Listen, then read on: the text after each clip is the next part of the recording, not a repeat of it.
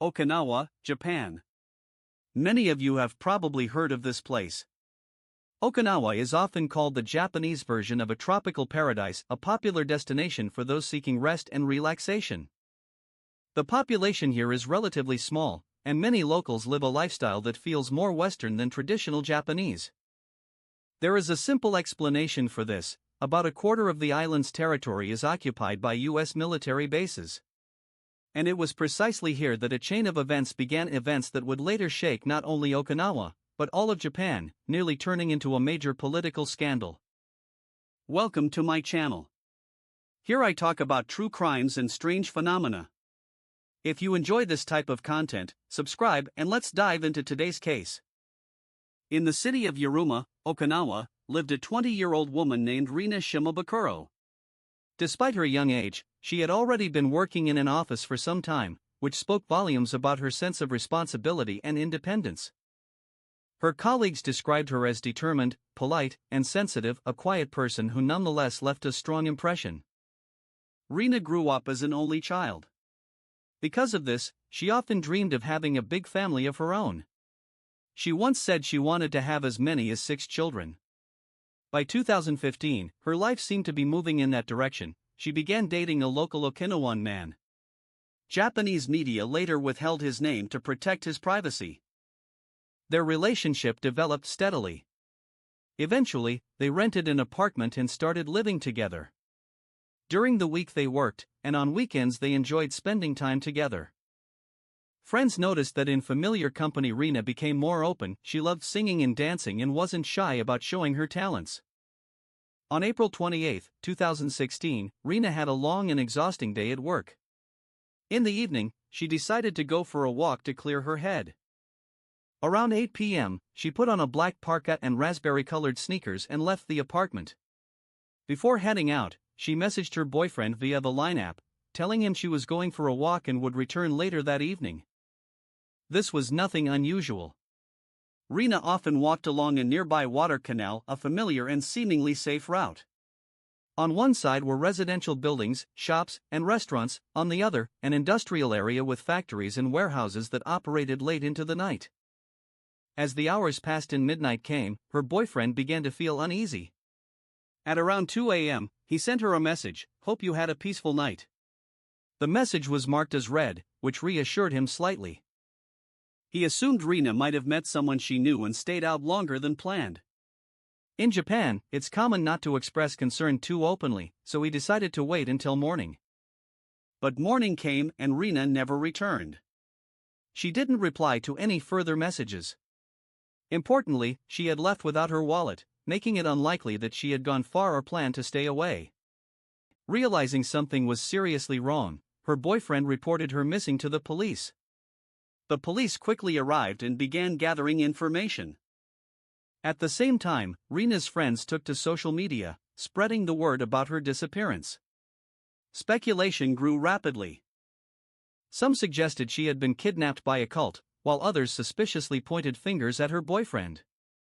Despite missing person posters appearing all over the city, there were no immediate leads. The first real breakthrough came through digital evidence. Using GPS data, investigators traced the last known location of Rina's phone. It led them to the industrial area along the canal, the same route she usually walked. Police then reviewed surveillance footage and analyzed hundreds of vehicles recorded in that area on the night of her disappearance. One car drew particular attention: a red SUV, seen near the location at the relevant time and driving erratically. The owner of that vehicle was soon identified. He was Kenneth Franklin Gatson, 32 years old, an African-American former U.S. Marine. Kenneth had served several years in Okinawa before being transferred back to the United States in 2011. After his honorable discharge in 2014, he returned to Okinawa as a civilian. There, he found work with a company providing internet and television services on U.S. military bases. He married a local Okinawan woman, took her surname, Shinzato, and soon became a father. To neighbors, he appeared to be an ordinary family man. But his car placed him near the scene of Rina's disappearance. Before continuing, it's important to understand the broader context. U.S. military presence in Okinawa has long been a source of tension.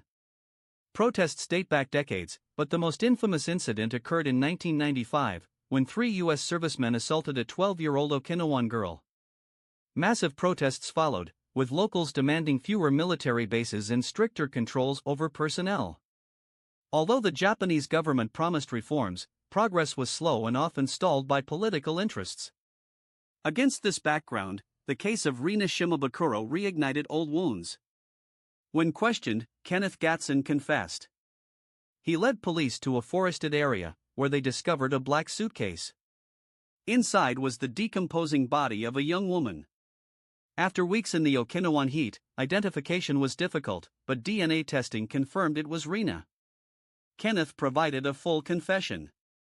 That evening, while driving through Yuruma, he noticed a petite young woman walking alone. Kenneth later admitted that he had suffered from disturbing thoughts since childhood fantasies involving abduction and violence. Despite mental health issues, he had managed to enlist in the Marine Corps. Seeing Rina, he believed the moment was destined.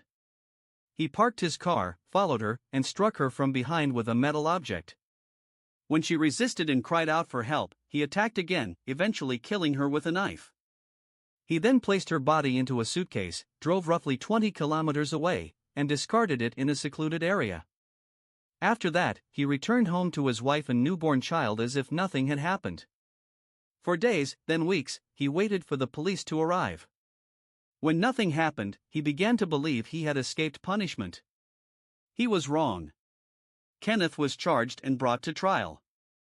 Rina's parents demanded the death penalty, a sentence still used in Japan, but rarely imposed. The court ultimately sentenced Kenneth to life imprisonment, stating that such a brutal and senseless crime allowed no room for leniency. Okinawan society was shocked. Protests followed, though they were smaller than those of 1995. Still, the incident reached the highest political levels. During his visit to Hiroshima in May 2016, U.S. President Barack Obama formally apologized for the crime. Yet, as many locals noted, no decisive changes followed. And so the question remains, why did it end there? Rina Shimabukuro was a young woman just beginning her adult life, planning a future, dreaming of family and happiness. All of it was taken away in a single night by one deeply disturbed individual. Thank you for watching.